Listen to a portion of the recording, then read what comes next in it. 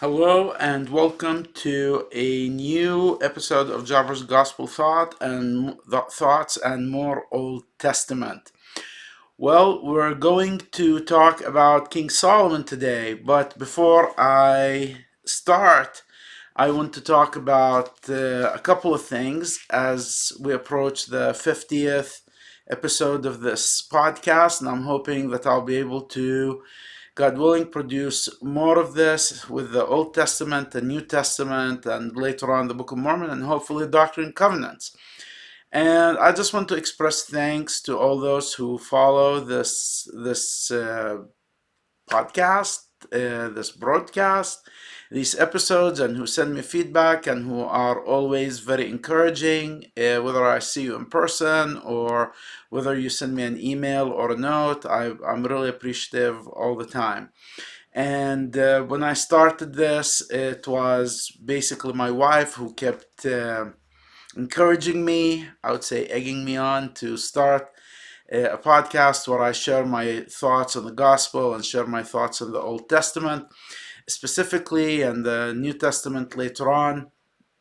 My idea was there is a lot of the Middle East, there is a lot of things in the scriptures that, when seen through Middle Eastern eyes, through the eyes of someone who reads the scriptures in its native language, there is a different perspective and there is a different contribution. And I hope that I have been able to convey successfully, or even somewhat successfully, those perspectives. I didn't realize how much effort and work it would take to produce a podcast like that. I always thought you just sit down, you do an outline, and you just say what you have. But it's really hard work. So I really appreciate, and I'm hoping that you enjoy it. And again, I welcome any feedback about what we do. So having said that, we will start with the book of First Kings. So the book of Second Samuel, as I said in the previous podcast, was about the rise of King David and him establishing his kingdom. And the book of First and Second Kings, they were actually one book, and the whole purpose of them is to show how Israel became divided, and how the diaspora happened, and how the exile happened, and how the destruction of the temple happened, and why the people of Israel deserved, in a way, or how not deserved, but how the disasters that happened to them were basically of their own making. So there is a cycle to it, and the cycle is similar to the cycle of the book of Judges. Now, those who follow this podcast know that I haven't discussed the book of Judges yet, because I was saving that discussion until after we've discussed King Solomon, and then I will do sort of a comparison in maybe a very short episode, a comparison between the book of Judges and the books of First Kings and Second Kings. But that's the whole purpose of the book. But the book starts still in the age of the United Monarchy. And when I say United Monarchy, I'm talking about the kingdom that passed from Saul to David, and in this book we're going to see how it will pass into Solomon. And it's always teetering on the edge, this kingdom. There is always rivalries, whether in the house of Saul, or between the house of Saul and the house of David, and then within the house of David. And this book definitely is no different. It starts with David's last days, and then some almost a civil war happening again, which, due to the wisdom of Batsheba and Nathan the prophet, that civil war is avoided, and Solomon ends up consolidating his rule and becoming king. But let's start. Let's start with chapter 1. And chapter 1 has a fascinating start. It starts with this character, Abhishek the Shonomite. And Abhishek, the name Ab is father of, and Shag in Hebrew means error or mistake. So my father is a mistake. but usually a name in the scripture is related to the story, and I was never sure how that name is related. And there is a lot of literature that is secular and non-secular about Abishag. She was very inspiring.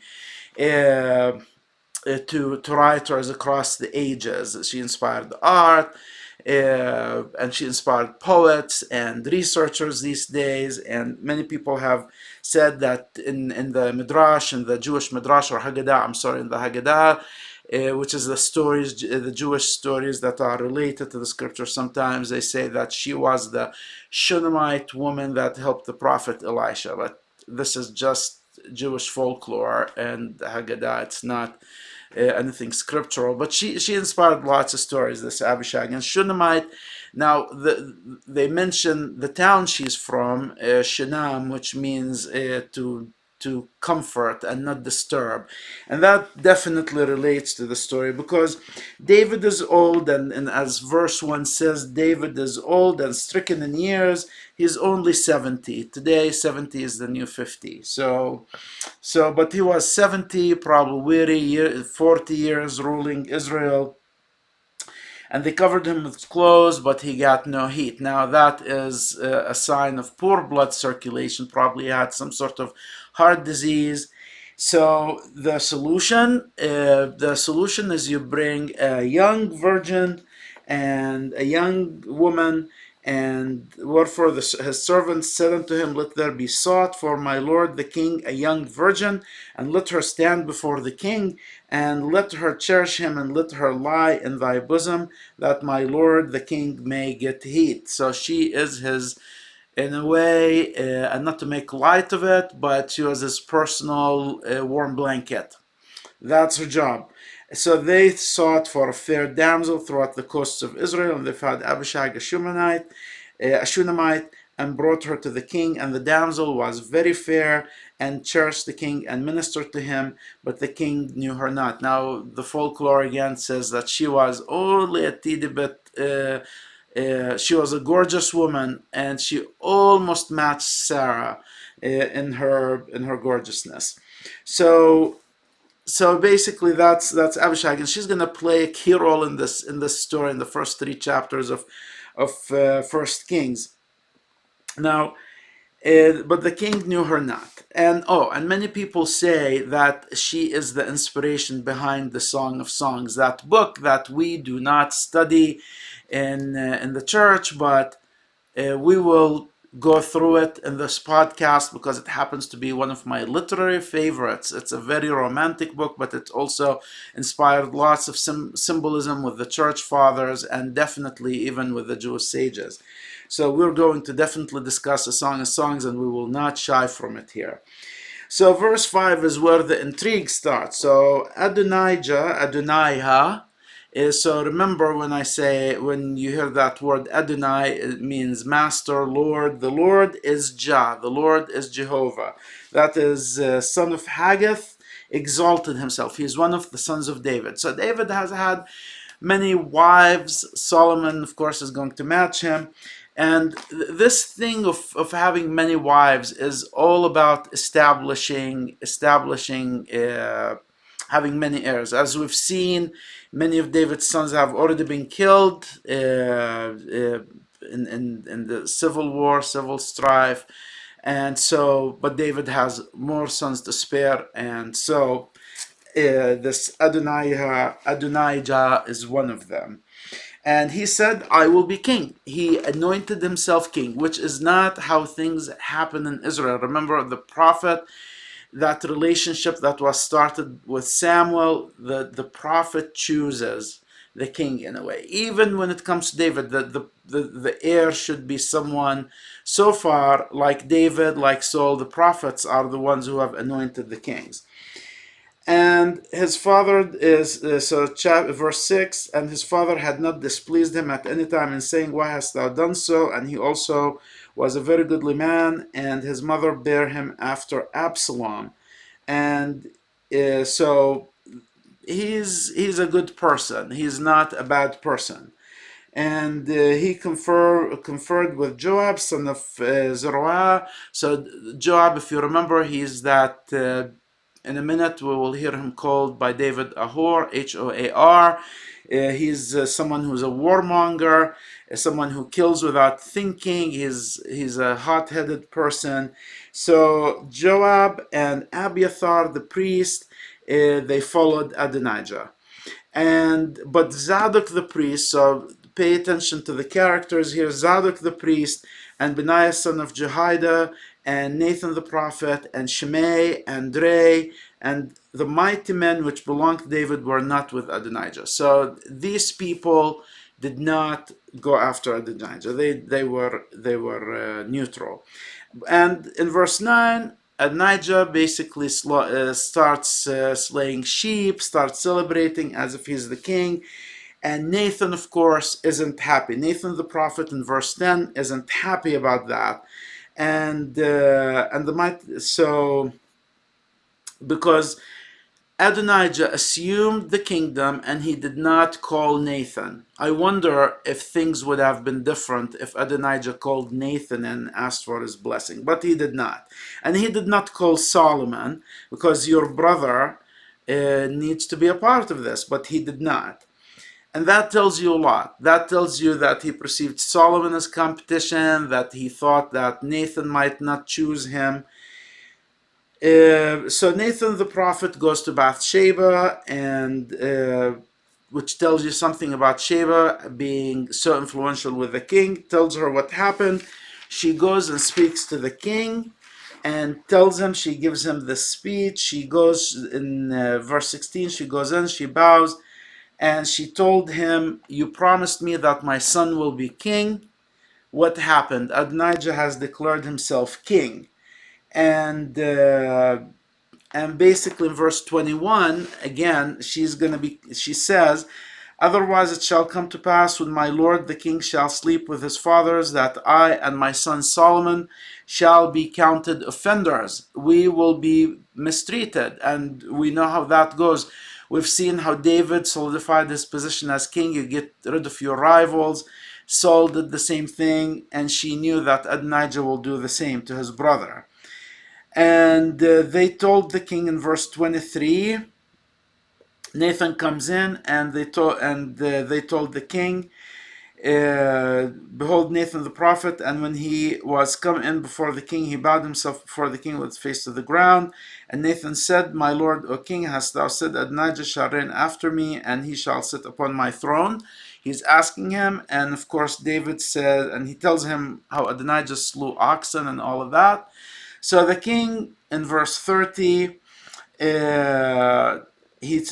David says, "I swear unto thee by the Lord God of Israel, saying, Assuredly Solomon thy son shall reign after me, and he shall sit upon my throne in my stead. Even so will I certainly be this day."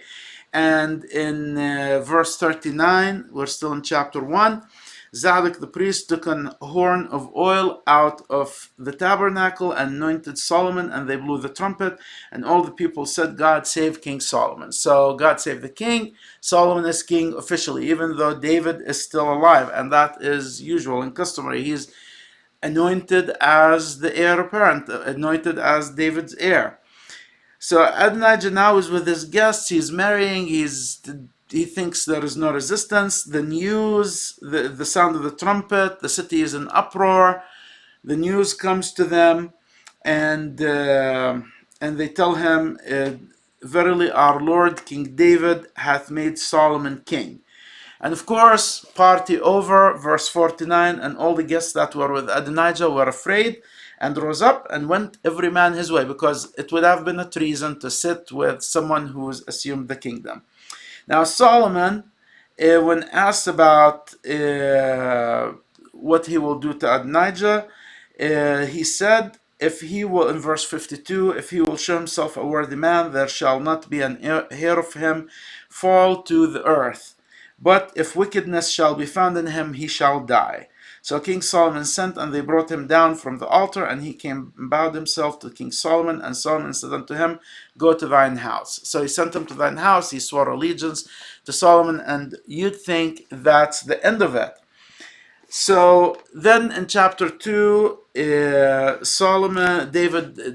charge to Solomon before David dies, and of course, uh, verse 4 is very important in chapter 2. The Lord may continue his word which he spake concerning me, saying, if thy children take heed to their way, to walk before me in truth with all their heart and with all their soul, there shall not fail thee, said he, a man on the throne of Israel. So he tells him, if you obey the commandments of the Lord, if you stay with the Lord, the kingdom will stay in the house of David. That's the promise of the Lord to David. And so David wants Solomon to continue in keeping the commandments of the Lord. And we will see that Solomon later on will keep it for a while, but it's not going to happen. Then, after he tells him about keeping the commandments and all of that good stuff, David basically gives sort of a political will, and he tells Solomon what to do with certain people, including Joab. He basically says, starting with verse 5, he gives Solomon a list of political enemies that need to be controlled or eliminated, including starting with Joab, because he knows Joab. Joab supported Adonijah, but now Joab's will did not happen, so he knows that probably Joab has some agenda. He will work against Solomon. His heart is not with Solomon, so he tells him, you have to just get rid of him. And also because Joab slew Abner, who became an ally of David. He slew Abner and prevented him from reaching old age. So he wants also vengeance for Abner. So in verse 6 he says, do therefore according to thy wisdom. So basically be careful in dealing with him, and let not his whorehead go down to the grave in peace. Basically, don't let this hothead go to the grave in peace. Kill him. So that's basically the first one. Then he tells him, and then verse 11, the days that David reigned over Israel, so David dies, were 40 years. 40 years, 7 years reigned he in Hebron, and 3 years reigned he in Jerusalem. And that's the end of King David. So David and Solomon are intertwined so far. And now starting with verse 12, chapter 2 in 1 Kings, then sat Solomon upon the throne of David his father. This is the beginning of Solomon's kingdom. And that's where the writer introduces the story. Abishag shows again in the story, and to show that Solomon isn't being cruel for getting rid of Adonijah, because Adonijah, spoiler alert, Adonijah is going to die. But here is how he dies. Adonijah comes in and he to Bathsheba, and in verse 15 he said, and that's not a good start, because remember, he swore allegiance to Solomon. Solomon is king. That matter is supposedly over. Not in Adonijah's mind. He's still dwelling on it. And he says in verse 15, and he said, thou knowest that the kingdom was mine, and that all Israel set their faces on me. So he's bragging. The kingdom was mine. Israel set their face on me. Basically, Solomon didn't take it by right, that I should reign. How about the kingdom is turned about and has become my brother's, for it was his from the Lord. So he shows some humility. He says the Lord gave it to him, etc., etc. But in verse 16, and I want you to remember what I said in the previous cast about walking, uncovering the father's nakedness, taking one of the father's concubines, especially when the father is king. Verse 16, Adonijah asks Batsheba for one petition. Deny me not. And she said unto him, say on. And he said, speak, I pray thee, unto Solomon the king, for he will not say thee nay, he will not say no to you, that he give me Abishag the Shonomite to wife. So he wants Abishag. And Bathsheba said, well, I will speak for thee unto the king. So Bathsheba may be thinking, well, if that's the price to bring peace, if that will satisfy him, then let's do it. So she tries to convince Solomon to give him Abishag. So in verse 20, she goes into Solomon and bows herself to her, and she says, I desire one small petition of thee. I pray thee, say me not nay. And the king said unto her, ask on my mother, for I will not say thee nay. So Solomon says, I will not say no to you. And so she asks him for Abishag, and he says, why are you asking for him? For he is mine elder brother, even for him, and for Abiathar the priest, and for Joab the son of Zuriah.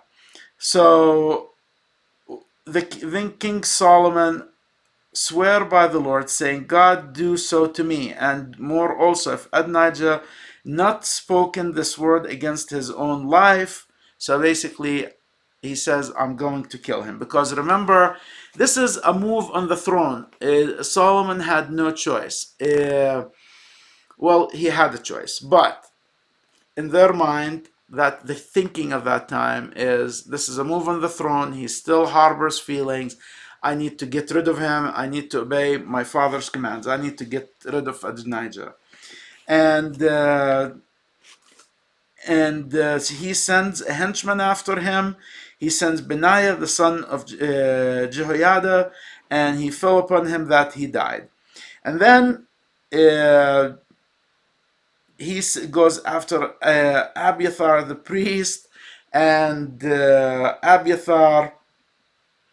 So Solomon thrust out Abiathar, verse 27, from being priest unto the Lord, that he might fulfill the word of the Lord, which he spake concerning the house of Eli in Shiloh. Remember the story of Eli. The Lord told Eli, so this Abiathar is a descendant of Eli, and the Lord told Eli, because of the wickedness of his sons, that none of his children will be priests. So he casts him out, and then tidings came to Joab. So Joab hears about what's happening, that there is a purging going on. So Joab goes to the house of the Lord and hides there. He goes to the tabernacle, thinking he's safe there, which he should be. He should be safe. But apparently Solomon sends Benaiah to the tabernacle, and he says to him, fall on him. So Benaiah ends up killing Joab in the tabernacle, and for that he gets his 30 pieces of silver for committing basically an abomination, killing someone in the house of the Lord. And he buries him, and he sheds, and basically they say you shed the innocent blood, but Benaiah gets Joab's position. So anyway, Benaiah went up. So in verse 34, Benaiah goes and does the deed. And then there is this character called Shimei. And Shimei, remember, wasn't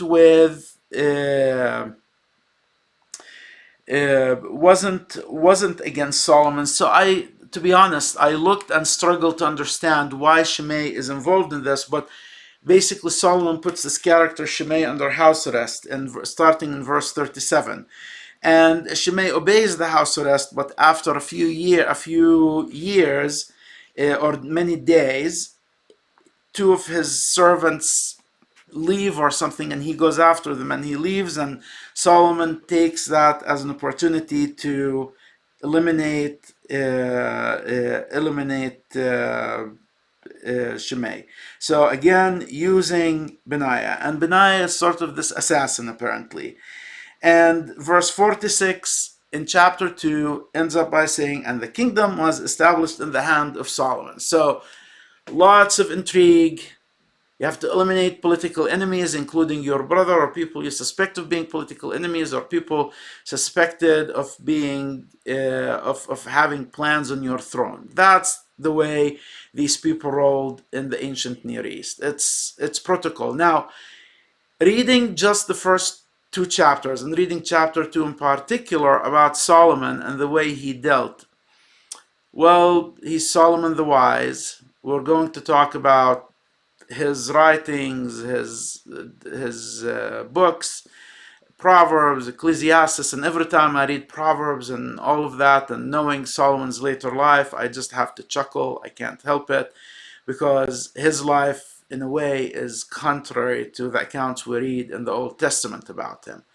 But that's the way it is. That's the way it is. Now, chapter 3, after these gory details, there is the good side of Solomon. We start seeing the Solomon the good.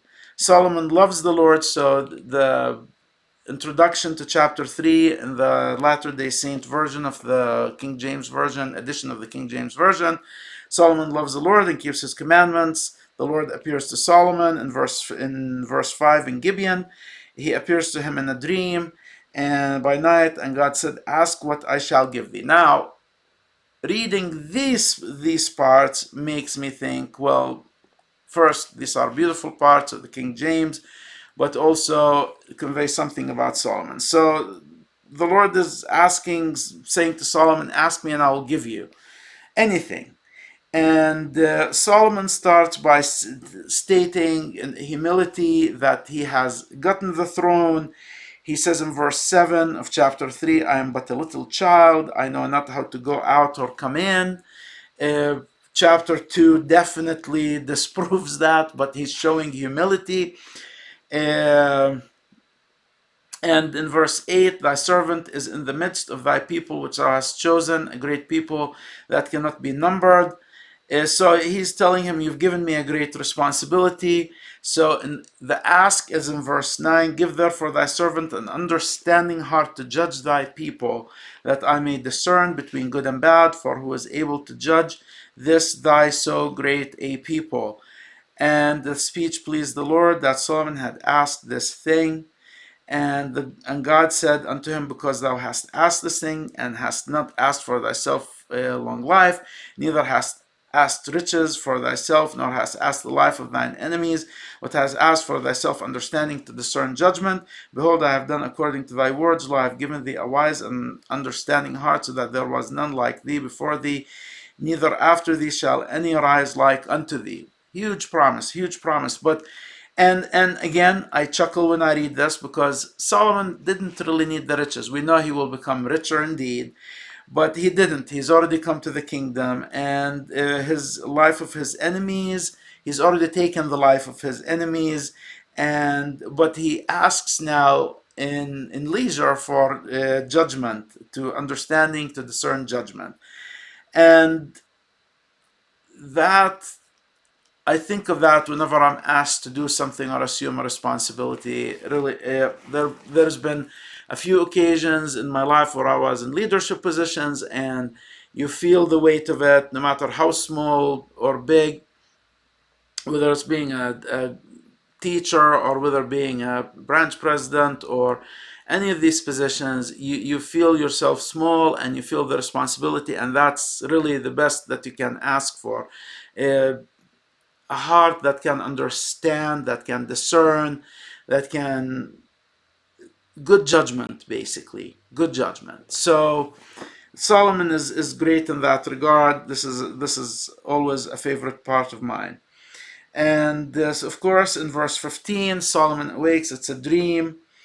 And then we have the famous story of the women who come to him. This is a story to show that immediately the fulfillment of the Lord's promise that he will get wisdom. The two women who show up and they have a child, and the story is that the two women had children. One of them, while sleeping at night, rolled over her child, and the child died. So she replaces her dead child with the living child. They wake up in the morning, and the conflict arises.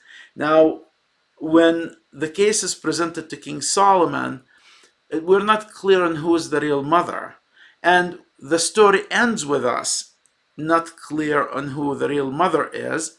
Of course, there is the Solomon solution, which is, let's split the kid, let's split the child, which you would wonder, who would be so stupid to believe that a child would survive that? But you never know what people can do under stress or when in a situation like that. the purpose of the story, the story ends with the woman who cared more about the child getting the child. We're never sure if it's the natural mother. We assume it's a natural mother because of our biases, because of our thinking biases. Of course, the real mother would care, but probably it wasn't. We don't know, and that's the whole purpose of the story. You think about it. There are many mothers who bear children and abuse them and don't care for them, and these children end up in foster care or end up being adopted, and their adoptive mothers care for them more than the real mothers, than their biological mothers. So maybe that's the purpose of the story. But the story in the book here, it shows the fulfillment of the Lord's promise to Solomon that he's wise, that he gets wisdom, and that's the purpose it serves.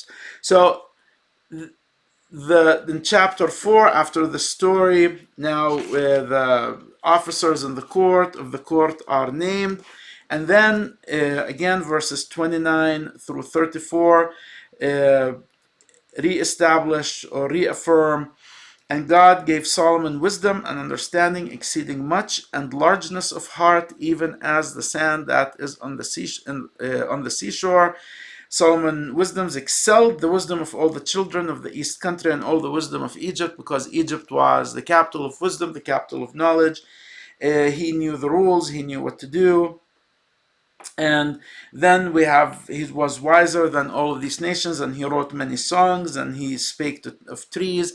Of course, in Islam, in the Quran, they believe that Solomon spoke to animals and knew the language of animals and ants, and spoke to trees and nature. So the tradition is in Islam as well.